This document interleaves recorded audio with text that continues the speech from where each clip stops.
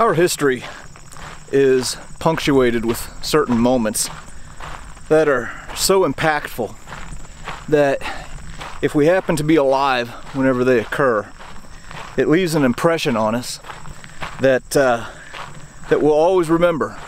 We'll always know exactly where we were and what we were doing whenever they happened. For my grandparents' generation, that would have been December 7th, 1941, the attack on Pearl Harbor.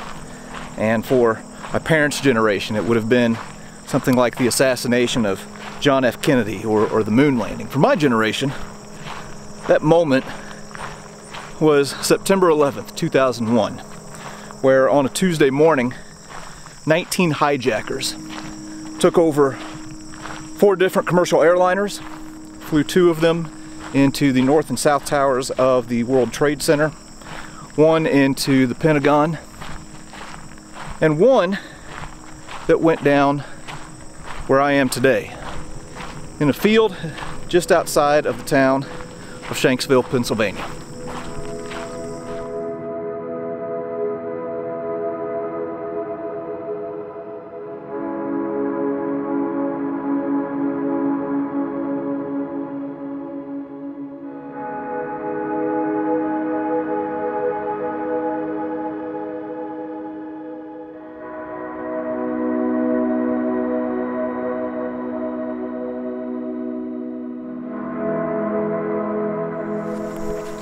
I am going into this feeling wholly inadequate, to be honest. I know that I'm not going to have the right words. There's going to be things that I wish I would have said that I don't say. There'll be things that I wish I would have said better. So hopefully people will be willing to grant me a little bit of grace on this one if I don't meet expectations. I'm here just to experience this place, and hope that people can value the experience along with me. Now, the first place that we're going to go is a pretty impactful memorial. In the gateway to the memorial complex here, you will find this, the Tower of Voices. This is a monument that stands 93 feet tall and contains 40 large wind chimes that symbolize the 40 brave passengers and crew that were aboard Flight 93 the morning of September 11th. So whenever the wind is blowing, it'll activate the chimes, and you can hear music to kind of symbolize the voices of these men and women who made their calls as the plane was being hijacked and spoke to their loved ones in their final moments.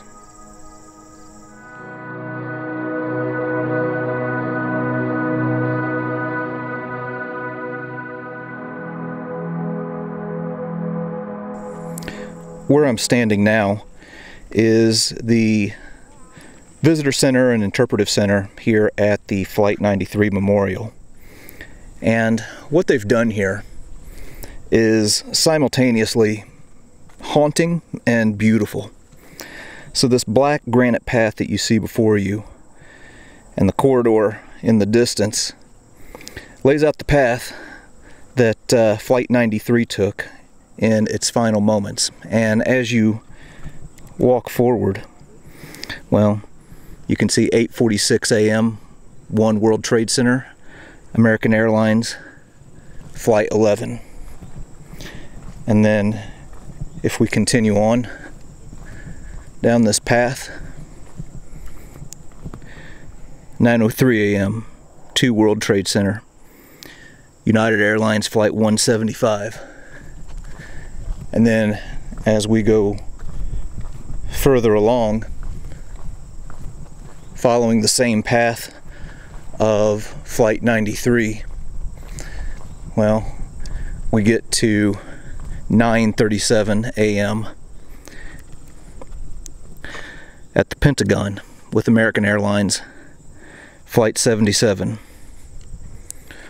And as we continue on, we get closer and closer to the final resting place of the 4th commercial airliner, Flight 93.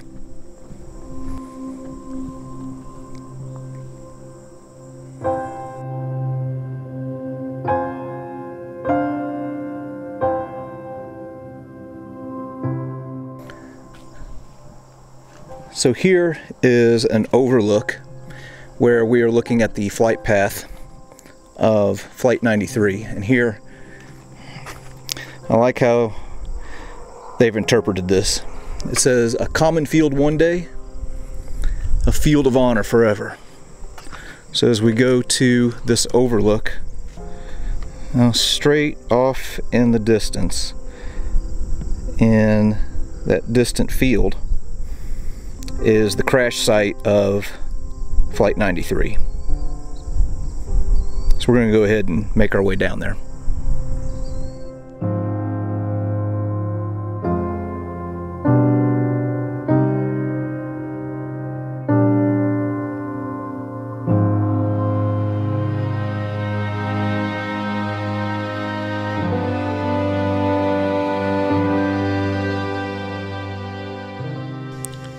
I just got down here to the crash site and debris field, and they have some interpretive signage here that really helps us to understand just what happened on September 11th.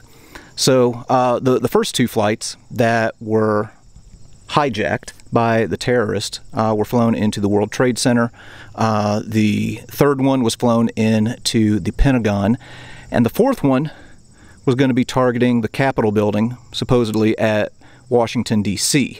So with the first 2 attacks, the terrorists are attacking our economy. With the second, they're attacking our military. And with the 4th, they were going to be attacking our government. Now, the idea of the terrorists was to all take off at about the same time. Well, Flight 93 was delayed. So instead of leaving around 8 or 8:01 or 8:02, Flight 93 ended up departing at 8:42.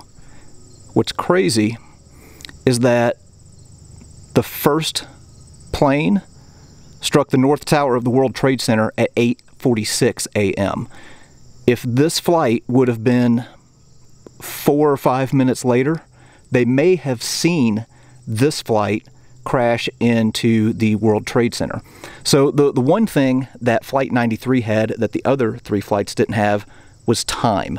So as they were following this flight path, where you can see, you know, they have the second plane hits the South Tower. Right around 9:28 is probably when the terrorists took over Flight 93. Well, then they make a turn. Right here around this point where they're getting over Ohio, members of the crew and of the passengers were making calls. And at 9:37, Flight 77 strikes the Pentagon. At this point, everyone on Flight 93 knew what was going on, and they hatched a plan to take over the plane. There was one pilot. He wasn't a commercial airline pilot, but he had a pilot's license. And the passengers and crew start the fight to take the plane back. And at 10:03, it crashed at 563 miles per hour right here in this field that I'm standing by. I'm moving out now into the area approaching the crash site and the debris field. So if you look here to the left of me, you see this slanted black granite wall. Well, that marks the divide between where we are and where the debris field would have been. And then the crash site is just ahead.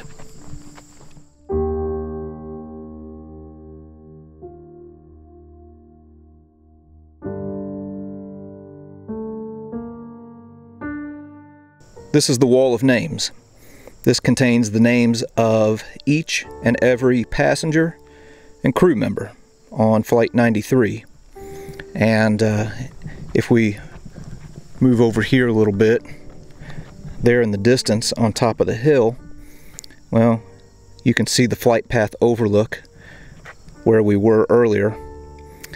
So Flight 93 would have come right through here and would have come right over the top of our heads, at 563 miles an hour, coming in at a 40-degree angle, and would have crashed in that field just in the distance.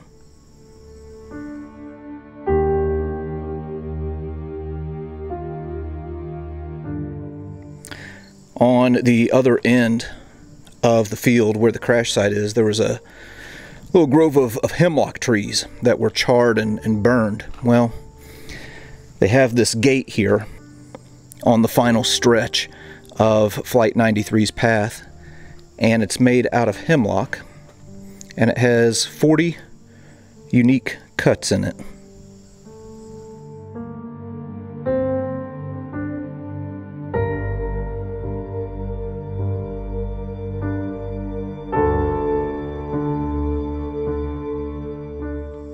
Here's something pretty amazing that they've done with this wall of names that is really moving. At a distance, whenever you are looking straight on, well, this looks like one straight, unified wall. But as you move closer, you see that each individual has their own panel. But whenever you step back, they are all unified together. Each one of these names represents a life, and each one had a story. Here is the name of Hilda Marson. At 79 years old, Hilda was the eldest passenger on Flight 93. In addition, she was an immigrant from Germany and had come to the United States through Ellis Island. I hope that I don't mispronounce this, but this is the name of Toshiya Kugi from Osaka, Japan. He was 20 years old and was over in the United States on a 2-week vacation. He really wanted to learn English so that he could come back and go to an American university. And you can see some writing here in Japanese. I can't read Japanese, but I'm assuming that's his name. Flight 93 was the first leg of his journey home. Well, here's the name of Diora Bodley. Diora was the youngest person on Flight 93. She had come out to New Jersey to hang out with some friends and was getting ready to head back home to California. She was supposed to be on a later flight, but managed to get a spot on an earlier flight on Flight 93. Todd Beamer. Todd was the father of 2, and his wife was pregnant with their 3rd. Lauren Grancolis. And this one is a little bit different because in faded etching next to her name it says, an unborn child. My gosh, that is just heartbreaking.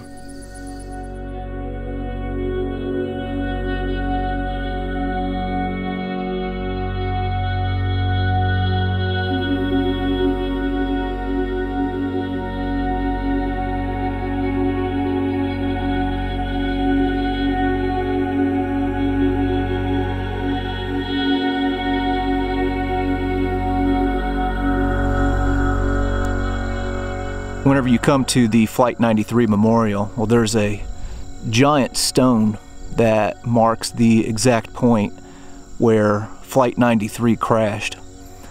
And as I've been walking through here, it's been kind of interesting. Right out here at the crash site, been watching a doe and a couple fawns feeding.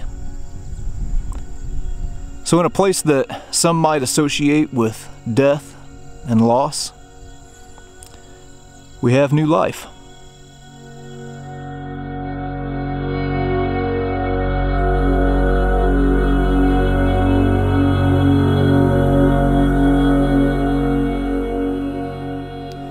Now, in the days after 9/11, there was a story of one of the passengers that became known to all of us. And that's the story of Todd Beamer. Todd Beamer placed a call on a Skyphone and connected with a phone operator in Chicago who talked to Todd and got information as the passengers and crew members of Flight 93 were making their plans. And Todd was a man of faith. And as Flight 93 was making its approach to its final destination, he asked the phone operator to pray with him and to recite the 23rd Psalm. And I don't know if you've noticed, or if you can even tell from the terrain here, but we're kind of down in a bowl. There's a rise up here where Flight 93 came over, and we're down in this bottom. And the words that he would have recited come from Psalm 23. It says, "The Lord is my shepherd, I shall not be in want. He makes me lie down in green pastures. He leads me beside still waters. He restores my soul. He leads me in paths of righteousness for his name's sake. Even though I walk through the valley of the shadow of death, I will fear no evil, for you are with me. Your rod and your staff, they comfort me. You prepare a table for me in the presence of mine enemies. You anoint my head with oil, my cup overflows. Surely goodness and mercy shall follow me all the days of my life, and I shall dwell in the house of the Lord forever." And with that, Todd Beamer uttered the now famous words, "Let's roll." And the heroes of Flight 93, right here, took down the plane that was destined to head to Washington, D.C., and became the first frontline fighters on the War on Terror.